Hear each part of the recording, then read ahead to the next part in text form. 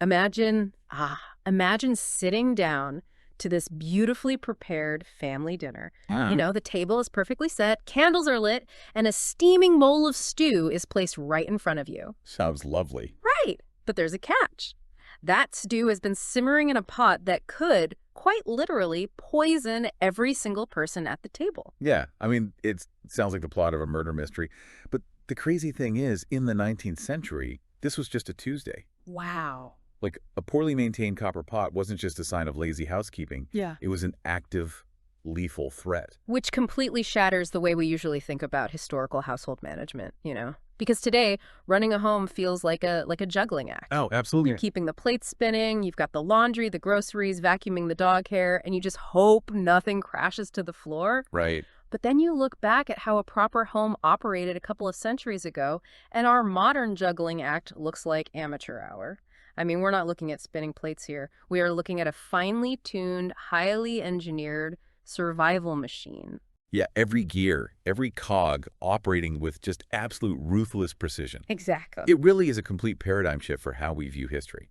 Because we have this tendency, I think, to look at historical domestic life through a lens of quaint, outdated chores. Right, like women in heavy dresses sweeping floors with a broom. Exactly. But when you actually read the texts from that era, you realize these people were engineering their environments for health, hygiene, and efficiency in ways that are, frankly, astonishing. Yeah. They were basically operating complex facilities without any of the modern infrastructure that you and I just take for granted. Which is exactly our mission for this deep dive. Mm-hmm. We are jumping into the surprisingly rigorous, highly strategic world of 19th century household management. We have a fantastic guide for this. We really do. Our guide for this journey is this amazing source from 1833. It's a Swedish book called Handbok for unga fruntimmer, or Handbook for Young Ladies, and it was written by the wonderfully titled Countess de G. And I have to say, the Countess does not mess around. Not at all. Like, the title sounds delicate, right? Handbook for Young Ladies. But this is not some breezy book of parlor etiquette or how to arrange flowers. No, definitely not. This is a hardcore operational manual for survival, health, and economic prosperity. Oh, absolutely. So if you think running your modern house is exhausting, you are about to discover how a 19th century home functioned. We are going to look specifically at 4 key zones of the house today. Right. The tambour, the bathroom, the kitchen, and the pantry, because nothing was left to chance. It couldn't be. Without electricity, without central heating, and obviously without antibiotics, the architecture and the strict daily routines of the home were the primary technologies keeping the family alive. Okay, let's unpack this by starting right at the front door. Because before we can even look at the inner workings of the house, we have to start at the threshold. First line of defense. Exactly. The home's first line of defense. The Countess starts us off in the tambour, which is, the entryway or the vestibule, and her instructions for this mudroom are intense. They are meticulously detailed. Oh. Like, she specifies that the floors, which were usually made of black or white stone, must be washed every single week with special brushes. And not just with a splash of water either. No. You have to use incredibly strong soap suds. Right, because according to the source, this achieves a specific glands in Swedish that regular water simply couldn't provide. But I have to push back here for a second. Sure. Why this obsession with the exact gloss of a floor that you are literally just going to walk mud and snow onto? I mean, it seems like a massive waste of labor for a purely aesthetic shine. See, that's the modern perspective tricking you. You have to remember what that strong soap is actually doing mechanically. Stone is a porous material. Okay. So if you just throw regular water on it, the moisture, the dirt, and all the bacteria just seep right into the rock. Oh, I see. Right, so by scrubbing it with heavy fat-based soap suds every week, you were essentially sealing the floor. That gloss she's talking about, it's a physical barrier. It makes the floor waterproof and infinitely easier to sweep clean. It's not just pretty, it's literal waterproofing technology.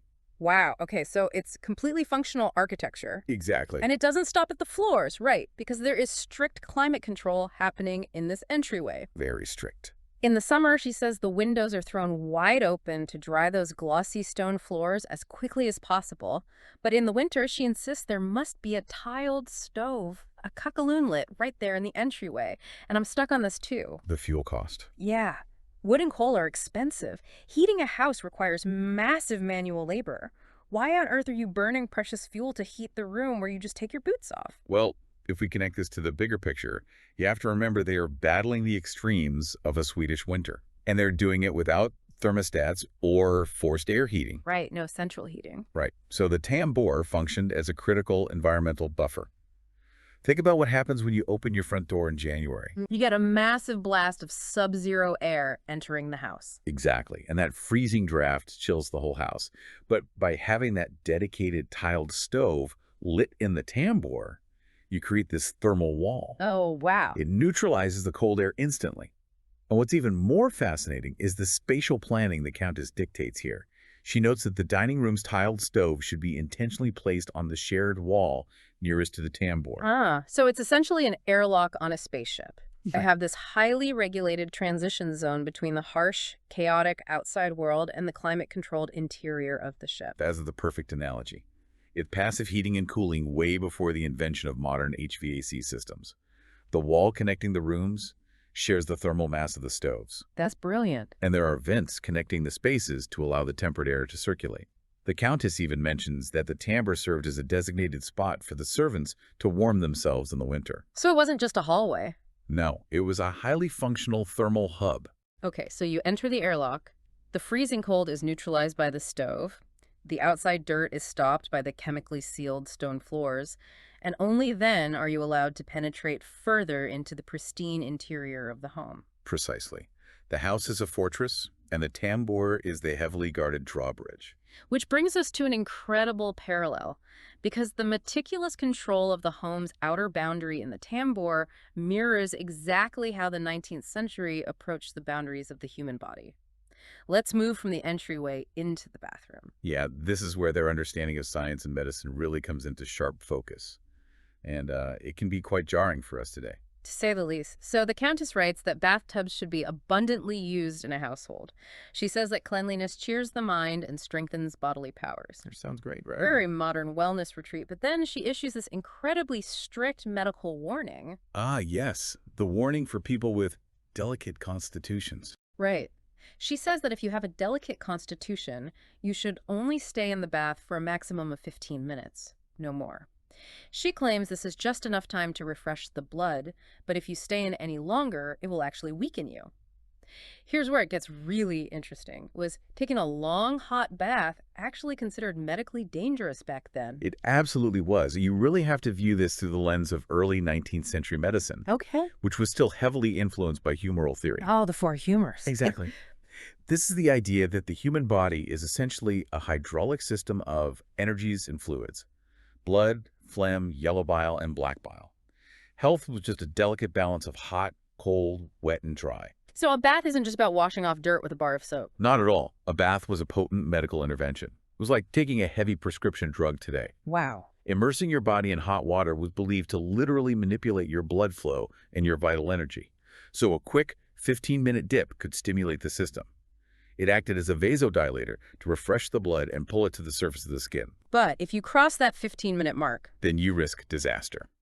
Prolonged exposure to hot water was thought to over-relax the fibers of your body. over-relax the fibers. Yeah, it would literally drain your vital energy into the water, leaving a person with a delicate constitution completely debilitated, faint, and susceptible to disease. The boundary of the skin was viewed as very porous, and the hot bath was a tool you had to wield with extreme caution. That is wild. Just the mental calculus of taking a bath sounds exhausting. And the physical logistics were even more daunting. Oh, for sure. The Countess mentions water was typically heated by a cylinder, but then she drops this absolutely fascinating detail about how they did things in Paris. The Parisian bath subscription. I love this. This is one of the most incredible logistical details in the whole text. Yes, she writes that in Paris, you could actually subscribe to a local bathhouse, and they would deliver hot bath water directly to your home. It's amazing. And she notes that the cost difference between having hot water delivered versus buying the fuel and heating it yourself was insignificant. I mean, I'm sorry, but that is basically a 19th century Uber Eats, but for bath water. It's a brilliant comparison. But we have to look at the sheer physics of how and why this existed, right? Water is incredibly heavy. Yeah, about 8 pounds per gallon. Exactly. To take a proper bath, You need maybe 50 gallons of water. Uh, That's 400 pounds of liquid. and it has to be boiling hot. Right. So imagine the BTU requirements there. Hmm. You would need to haul hundreds of pounds of water from a pump, haul massive amounts of wood or coal up to your apartment, and then just stand over a stove for hours just to heat it. Just for one bath. Yes, it was a staggering expenditure of time and physical labor. So instead of doing that, an entire industry sprang up. Exactly. In Paris, you'd have these horse-drawn carts navigating the streets carrying massive insulated vats of boiling water, along with portable copper tubs. Yeah. A delivery crew would literally carry hundreds of pounds of scalding water up multiple flights of stairs right into your apartment, fill the tub, wait for you to take your medically timed 15-minute bath, and then haul all the dirty water back down. I just love the visual of a delivery guy showing up with 50 gallons of scalding water. But I mean, it makes perfect thermodynamic sense. It really does. If you can outsource a massive energy expenditure like heating water to a centralized industrial bathhouse, you do it. It was ruthless efficiency. I mean, why burn your own expensive coal when a commercial boiler down the street can do it at scale? And that kind of efficiency was paramount because you wanted to save your energy for the most complex, labor-intensive, and frankly, dangerous zone of the house. A kitchen? Yeah. If the tambour is the airlock and the bathroom is the medical clinic, the kitchen is a hazardous materials lab. It really is. And this raises an important point about how our modern conveniences have totally insulated us from danger. Today, if your kitchen is a bit dirty, you might get a mild stomach bug from cross-contamination. In 1833, a poorly maintained kitchen could wipe out your entire family. Let's go back to that lethal stew I mentioned at the beginning. Yes. The Countess's instructions for the kitchen are terrifyingly specific, especially regarding the copper pots. They required constant paranoid vigilance. She writes that the moment the tin lining inside a copper pot wears off, it has to be retinned immediately by a professional. Why? To prevent erg or verdigris. Right. So copper was the material of choice because it is a phenomenal conductor of heat, which gives you great control over cooking. Makes sense. But raw copper reacts with acidic foods like tomatoes or wine to create copper acetate, which is verdigris. Yeah. It's that crusty blue-green pigment, kind of like the rust that forms on copper. Yeah. And it is highly toxic. So the inside of the pot is lined with a thin layer of tin to create a barrier. And the moment that tin scratches... The moment it scratches, your acidic stew is actively reacting with the copper, creating poison, and you are literally serving heavy metal toxicity to your dinner guests. Good Lord.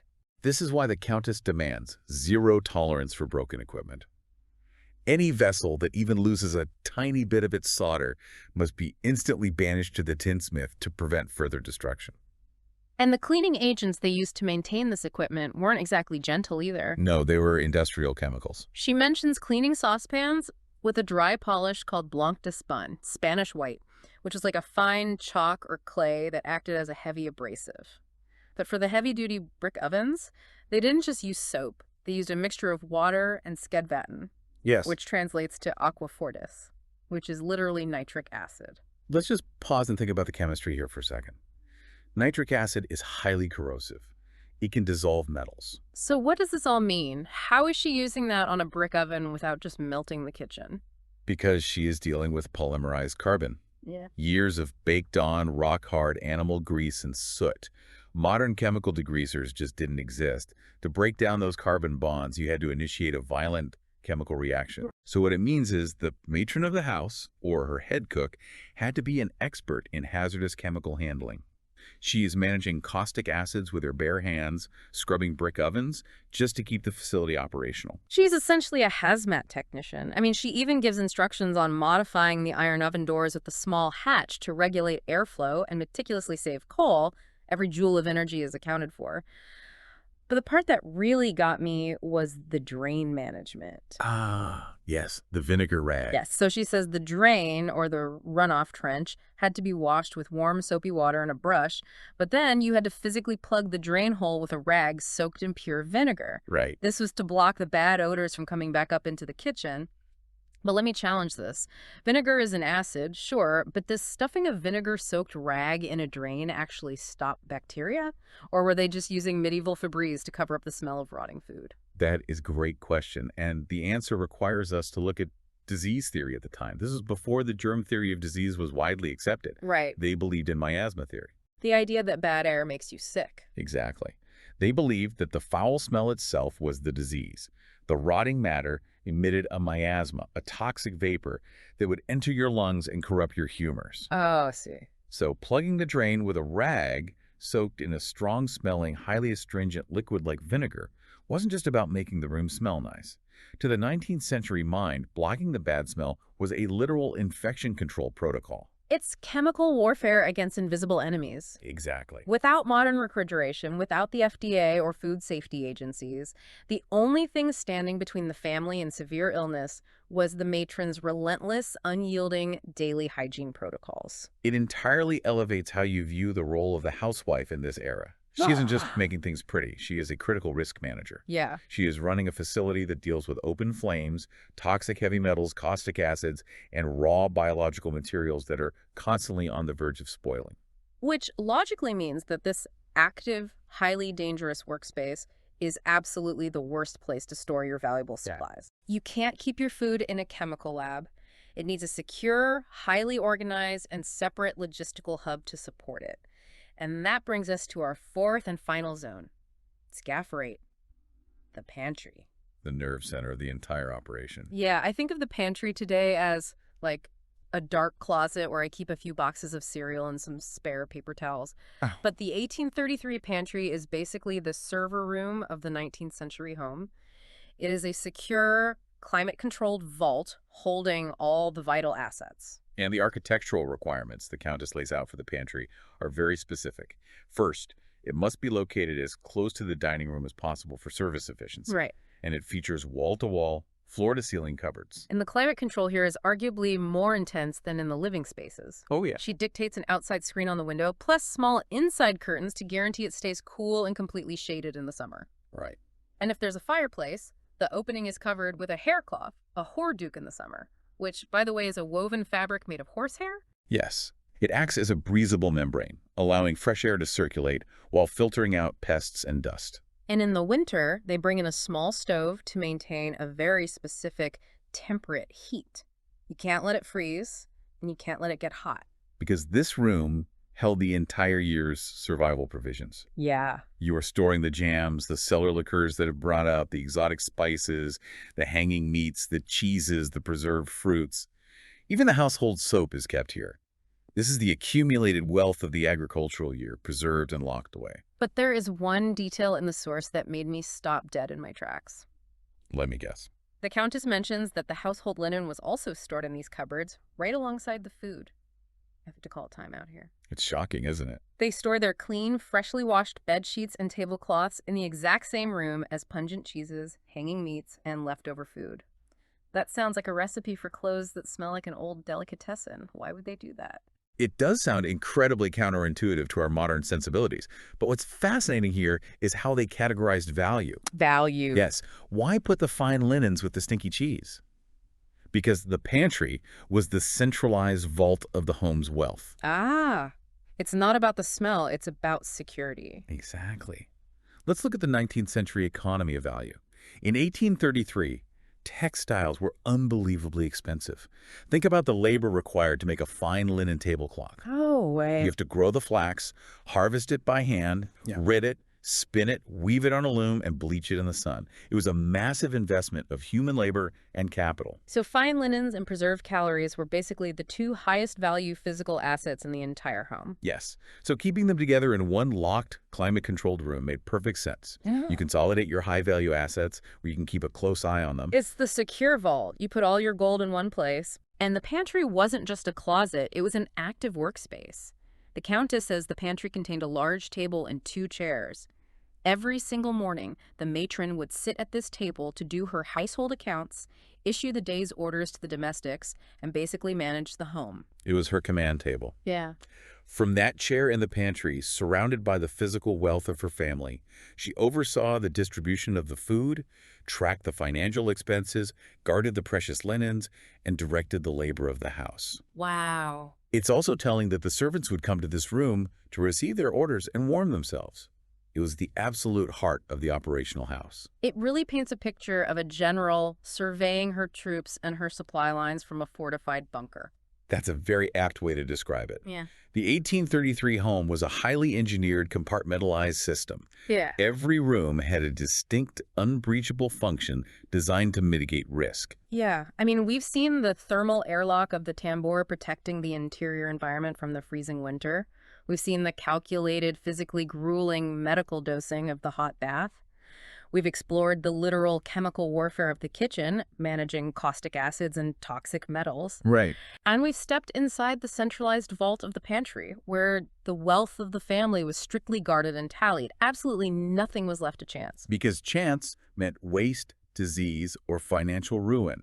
Mhm. The order, the strict routines, and the physical boundaries were what kept the chaos at bay. I think the biggest takeaway for you listening is that the next time you feel overwhelmed by loading the dishwasher or folding a load of laundry, just take a deep breath. Seriously. Look around your home and be immensely grateful you aren't physically plugging your drains with vinegar-soaked rags to stop deadly miasma or inspecting your copper pots for poisonous verdigris. We have it pretty good. We truly do. We have outsourced the vast majority of that daily survival labor to modern infrastructure, to water treatment plants, power grids, and the FDA. Exactly.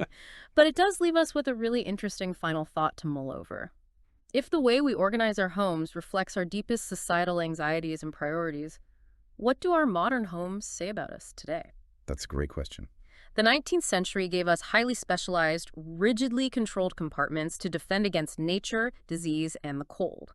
But today, we've knocked down all the walls. We have. We want boundaryless, open-concept living, where the kitchen flows right into the dining room, which flows right into the living space. Are we so perfectly insulated from the harsh realities of survival that we no longer feel the need for those protective physical boundaries? Or have we just lost our appreciation for the finely tuned machine that keeps us alive? Something to think about next time you walk through your front door.